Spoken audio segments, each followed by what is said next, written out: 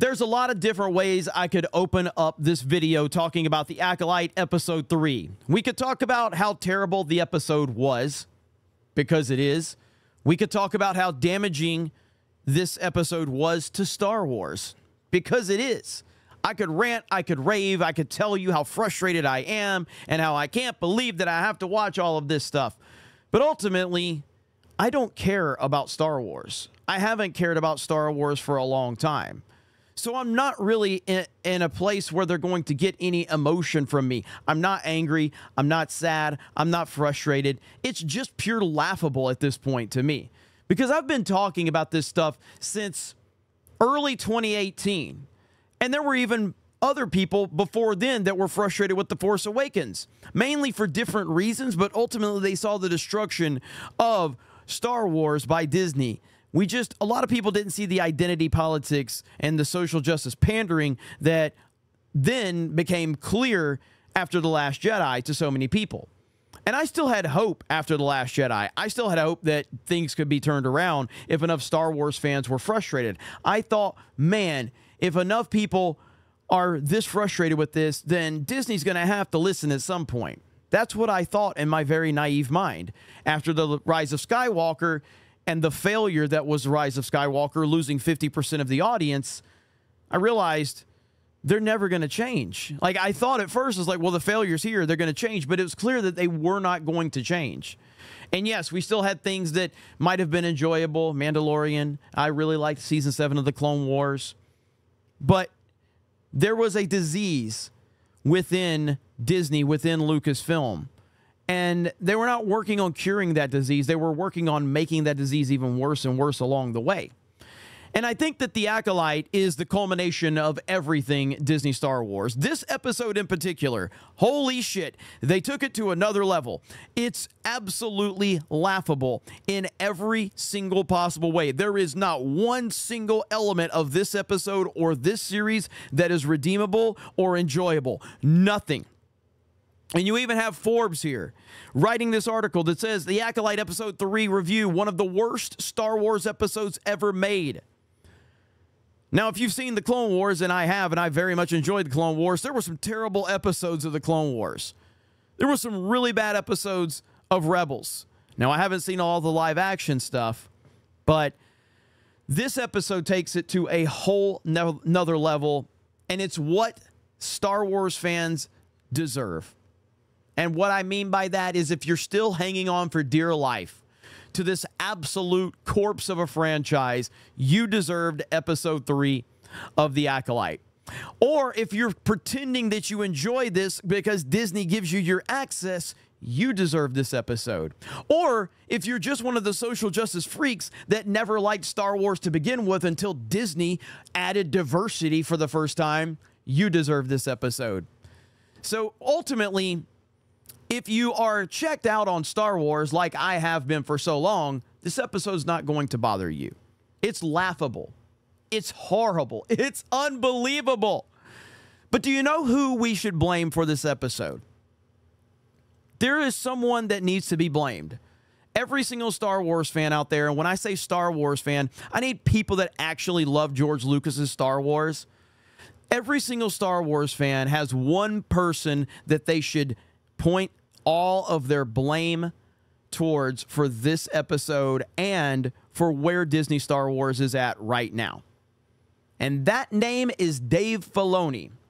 Now, I have praised Dave Filoni in the past, and I stand by my praise of Dave Filoni in the past. I don't take away any of my compliments of The Clone Wars. I love The Clone Wars. I thought The Clone Wars was fantastic. I thought Season 7 of The Clone Wars was fantastic. And George and Dave worked together on The Clone Wars. And I didn't like the movie that much. The movie was kind of crappy. But the Clone Wars series was really good. I enjoyed the hell out of it. And it progressed and got better and better along the way. And then obviously we got to save the Clone Wars campaign. And ultimately we got Season 7. I love that stuff. Rebels was pretty good. Whatever. A lot of people, a lot of Star Wars fans, thought that Dave Filoni was going to be the savior. Oh, he can be the guy to do it. I was one of those people. I had faith that Dave Filoni, if we could step up, if we could get Dave Filoni to step in and fix all these problems because he's George's apprentice, all of that shit, I was one of those people a long time ago. Not now, and not for a long time. But the point is, every single person that is sick and tired of this shit needs to let go of that Dave Filoni is the savior bullshit. All right? You either die a hero or you live long enough to see yourself become the villain, and Dave Filoni is absolutely the villain of Star Wars. He is the villain, and there's no going back. He is the villain. He has abandoned George Lucas. He has abandoned everything that George stood for, everything that he was taught. He has abandoned it. Now, there's many of people out there that will tell you they've known Dave Filoni was a piece of shit for a long time, and that's fine. I'm not talking to those people because they don't need to be talked to about Dave Filoni. I'm talking to a lot of the Star Wars fans that were like me, how I was years ago, where they believe that Dave is here to save the day. Dave is not here to save the day. Dave is the fucking problem. Just like Kathleen Kennedy, just like all of the executives at Lucasfilm, Dave is the problem. And Favreau, I don't know how involved Favreau is anymore. Dave Filoni's front and center for the marketing of the Acolyte. He's sitting down with Leslie Headland, Harvey Weinstein's former personal assistant. He's sitting there and he's talking with her. He approved what we saw tonight. There is no defense for this man in any way, shape, or form. Period.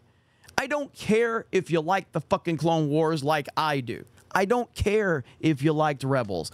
I don't care if you liked Mandalorian and Ahsoka. I never even watched Ahsoka, the live-action series. I don't care. Dave Filoni is the person to blame for this. End of discussion. This was atrocious in every way, shape, or form.